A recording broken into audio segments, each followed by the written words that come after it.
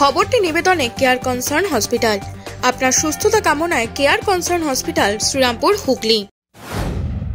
Rishra 12 GB এলাকার পঞ্চায়েত সদস্য গৌতম চক্রবর্তী কোমর বেঁধে নেমেছেন।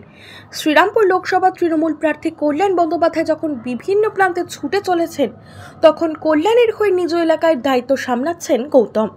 সকাল থেকে রাত অবধি 12 জিবিতে প্রচার সারছেন তিনি, পৌঁছচ্ছেন মানুষের ঘরে ঘরে। কেন এবারেও কল্যাণবাবুকে ভোট দেবেন তার ব্যাখ্যা দিচ্ছেন তিনি। পঞ্চায়েত ভোট না হলেও একেবারে নিজের ভোটের মতো করেই প্রচারে একচুল ফাঁকা রাখছেন না গৌতম। গৌতম বলেন, কল্যাণবাবু যা কাজ করেছেন তাতে তিনিই জিতবেন। বিশেষ করে শ্রীরামপুর বিধানসভায় লিড ভালোই হবে বলে তার দাবি। মনে হওয়ার কিছু নেই তো, সারা বাংলা জুড়ে বলছে যে তৃণমূল প্রচুর সংখ্যাগরিষ্ঠতা নিয়ে এনডিএ সরকারকে ফেলে যে ইন্ডিয়া জোট হবে, তৃণমূল সেখানে মূল চালিকা শক্তি হবে, এটা বাংলা যেমন বলছে। আর শ্রীরামপুর লোকসভা আবার কল্যাণ ব্যানার্জির বিকল্প তো এখানে কিছু নেই। এই যে প্রচারে দেখছেন যে সারা শ্রীরামপুর লোকসভা জুড়ে, বিশেষ করে আমাদের এই শ্রীরামপুর বিধানসভা এলাকায় কোনো বিরোধীদের কারোর প্রচার আছে বলে মনে হচ্ছে না। কখনো কখনো সিপিএম এর যিনি প্রার্থী নিজেকে কি মনে করছেন জানি না, যে শূন্য সিপিএম হঠাৎ করে তাকে সামনে রেখে এমন শুরু করেছেন যেন তিনি হঠাৎ এই আমেরিকা থেকে চলে এসছেন বা পৃথিবীর অন্য কোনো দেশ থেকে এসছেন। হ্যাঁ, অবশ্যই ফাঁকা কলসি বাজে বেশি, এটাই তো স্বাভাবিক। তো উনি বলছে যে কল্যাণ বন্দ্যোপাধ্যায় নাকি মিস্টার ইন্ডিয়ার ঘড়ি পড়ে রয়েছে, ওই জন্য উনি দেখতে পান না। তো এটাই স্বাভাবিক। বাংলার মানুষ, উনি বলছেন যে কল্যাণ বন্দ্যোপাধ্যায়ের হাতে মিস্টার ইন্ডিয়ার ঘড়ি আছে, আর একের পর এক ইলেকশনে সিপিএম সমস্ত নেতা নেত্রীদের হাতে বাংলার মানুষ ওই ভোটের পরে একটা করে মিস্টার ইন্ডিয়ার ঘড়ি পড়িয়ে দিচ্ছে। একটা করে ভোট হচ্ছে আর সিপিএম অন্তরিক্ষে চলে যাচ্ছে।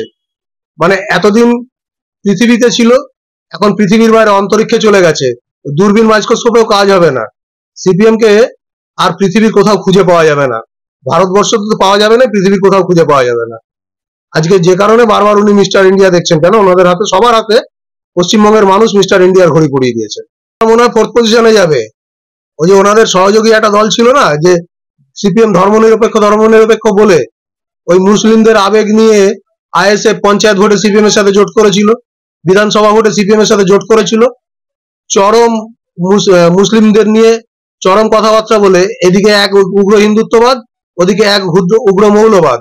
সেই উগ্র মৌলবাদ যে দলটা নিয়ে আসতে চাইছে পশ্চিমবঙ্গে, সেই আইএসএফ এর জোট ছিল।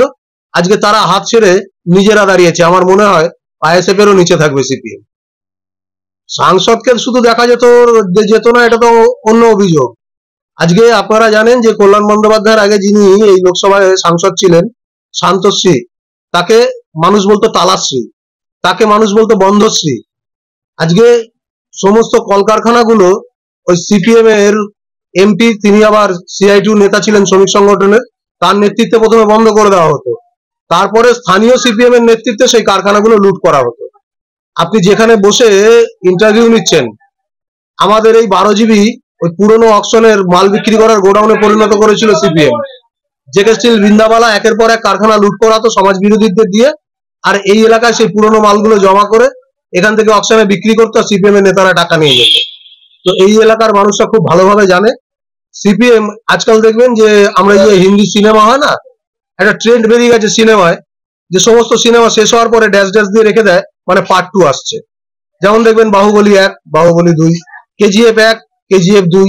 সিপিএম এর এখন প্রার্থী তরুণ তুর্কি ওই সিনেমার ভাবধারায় উনি ভাবছেন যে কেজিএফ 1 হিট হয়েছিল বলে কেজিএফ 2 চলে এসছে।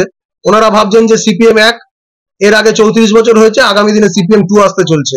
মানুষের সিপিএম 1 নিয়ে যে অভিজ্ঞতা, বিশেষ করে এই শ্রীরামপুর বিধানসভা জুড়ে বালি থেকে চাপদানি মস্তানদের যে দাপট ছিল, এই 12 জিবি এলাকায় সন্ধ্যে 7টার পরে মানুষ বসবাস করতে পারতো না। মানুষ বলছে সিপিএম কে একেবারে বাক্সের মধ্যে ঢুকিয়ে তালা দিয়ে গঙ্গায় ফেলে দিয়েছে। হ্যাঁ, গঙ্গা থেকে তালা থেকে বেরোনো দূরের কথা, তালা থেকে বেরোলেও গঙ্গার জলের নিচে তারা রয়েছে। সিপিএম আর ফেরত আসবে না। সিপিএম ফেরত হলে সেই খুন, সেই সন্ত্রাস, সেই রাহাজানি, সেই মস্তানদের তোলাবাজি, এলাকার সাধারণ ছেলে থেকে সমাজ বিরোধীতে পরিণত হয়, এগুলো হবে। কাজে সিপিএম এখানে, আমি যেটা বললাম, 4 নম্বরে চলে যাবে। কারা বলছে দুর্নীতির কথা? কোন বিরোধীরা? বিজেপি। আজকে বিজেপি যে শরদ পাওয়ারের ভাইপো অজিত পাওয়ারকে বললো 70,000 কোটি টাকার সমবায় ব্যাংক কেলেঙ্কারি করেছে, জেলে ভরবে। আজকে সেই শরৎ পাওয়ার কোথায়? মহারাষ্ট্রের উপমুখ্যমন্ত্রী। আর যে সিবিআই ইডিকে দিয়ে তদন্ত করা ছিল তারা ক্লিন চিট দিয়ে বললো অভিযোগগুলো মিথ্যে ছিল। অভিযোগ তো ভারতবর্ষের অন্য কোনো রাজনৈতিক দল করেনি, অভিযোগটা করেছিল বিজেপি। কাজে বিজেপি মিথ্যে অভিযোগ করে দল ভাঙিয়ে নিজেদের দলে নিয়ে আসে। আজকে দুর্নীতির বিরুদ্ধে বিজেপি কথা বলছে, বাংলার সব থেকে বড় দুর্নীতিবাজ শুভেন্দু অধিকারী তো তার দলের বিরোধী দলনেতা। আর সিপিএম এর কথা তো একটু আগেই বললাম, কারখানা লুট করা সিপিএমরা এত মেধা সম্পন্ন ছিল যে 34 বছরে কোনো চাকরির ইন্টারভিউ হলে সিপিএম এর ঘরের ছেলেরা বসলেই চাকরি পেয়ে যেত, সিপিএম এর ঘরের মেয়েরা বসলেই চাকরি পেয়ে যেত। আজকে সিপিএম এর মুখ মীনাক্ষী, তিনি নাকি ল্যাব অ্যাসিস্ট্যান্ট, হ্যাঁ আর্টসের ছাত্রী হয়ে, হ্যাঁ উনি কেমিক্যাল ল্যাবের অ্যাসিস্ট্যান্ট। তো এগুলো এত মেধা যে কোনোভাবে সায়েন্স না জেনে, সায়েন্স না পড়েই হ্যাঁ ল্যাবে চাকরি করা যায়। সিপিএম এর নেতারা পরীক্ষায় বসলেই মাস্টারি চাকরি পেয়ে যেতেন। সামান্যই আমাদের এখানে কোঅপারেটিভ ব্যাংক চা দেয় যে কারো যোগ্যতা সিপিএম এর পতাকা বহন করেছে তবে চা দেওয়ার চাকরিটা পেয়েছে। এই দুর্নীতি সিপিএম এর মানায় নাকি? সারা রাজ্য জুড়ে দুর্নীতি, সারা রাজ্য জুড়ে লুট, তারা বড় বড় কথা বলে। সুজন চক্রবর্তীর বাড়ি 13 জন সরকারি চাকরি করে, সুজন চক্রবর্তীর পরিবারের 13 জন সরকারি চাকরি করে। একেবারে মায়ের পেট থেকে ওনারা মেধা নিয়ে জন্মান, যে চাকরিতে বসলেই চাকরি পেয়ে যেতেন। তো তারা তাদের মুখে দুর্নীতিটা খুব ভালোভাবে সাজে। বন্দ্যোপাধ্যায় 1 নম্বরে হবে, কল্যাণ বন্দ্যোপাধ্যায় 1 নম্বর হবে। গতবারের রেকর্ড কল্যাণদা নিজে ভাঙবে। আগে হ্যাট্রিক হয়েছে, এবার বাউন্ডারি। হাইটেক এনক্লেভ, ঠিকানা 179 SN গভর্নমেন্ট কলোনি, বাগপাড়ারি, শাহপুর। এখানে থাকছে free parking, swimming pool, children park, playground, free wifi, 24 ঘন্টা সিকিউরিটি, ফায়ার কানেকশন। বুকিং চলিতেছে, 70 যোগাযোগ।